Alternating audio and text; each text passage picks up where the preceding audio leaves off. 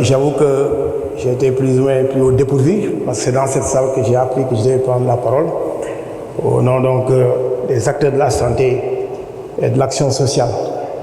Donc de ce point de vue, nous pensons que nous n'avons que trois revendications. La première revendication, c'est l'application des accords.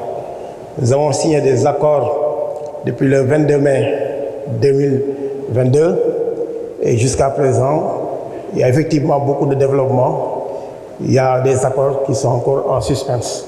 Et si les camarades sont dans la rue, c'est parce que premièrement, sur la question de l'augmentation, pour ne pas dire des augmentations de salaire, il y a une catégorie qui est considérée comme des agents, donc non cadres de la santé, qui sont dans les établissements publics de santé pour la plupart, qui n'ont pas perçu le moindre sou depuis fin mai 2022 et court après.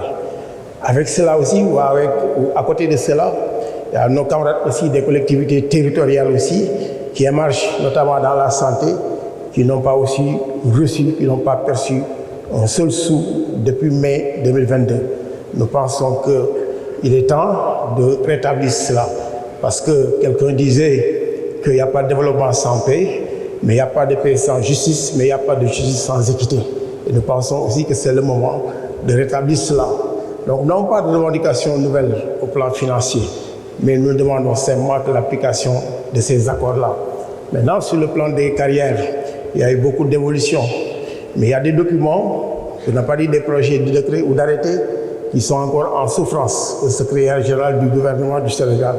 Et parmi donc, ces décrets ou ces projets, la mission de ces écoles de formation supérieure, à savoir le passage à la LMD, pour ne pas dire à la licence master doctorat, pour créer des écoles doctorales à l'ENTSS, École nationale des travailleurs sociaux spécialisés, et à l'ENDSS. Nous avons aussi nos préoccupations par rapport aux écoles d'ingénieurs, telles que les hygiénistes, et encore les maintenanciers.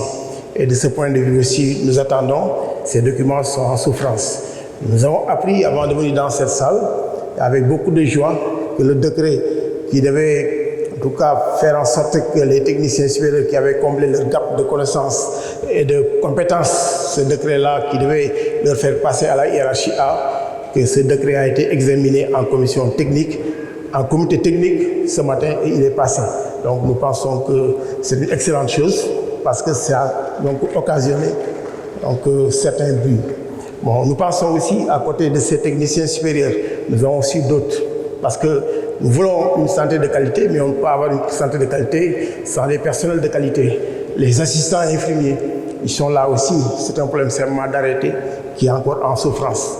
Puis aussi des personnels qui sont considérés comme des infirmiers brevetés.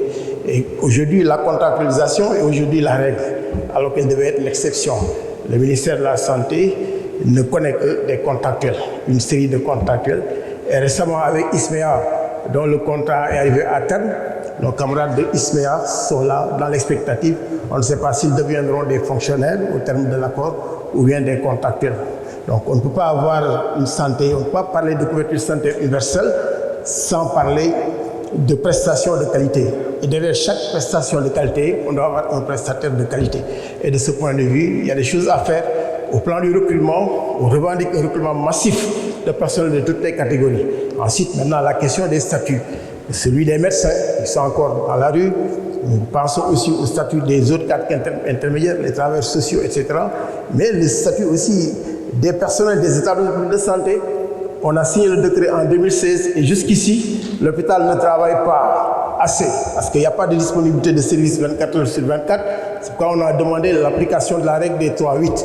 On doit avoir une disponibilité de qualité de 8h à 13h, de 13h à 20h et de 20h à 8h. Mais aujourd'hui, à l'hôpital, à 15h ou 16h, vous ne voyez personne.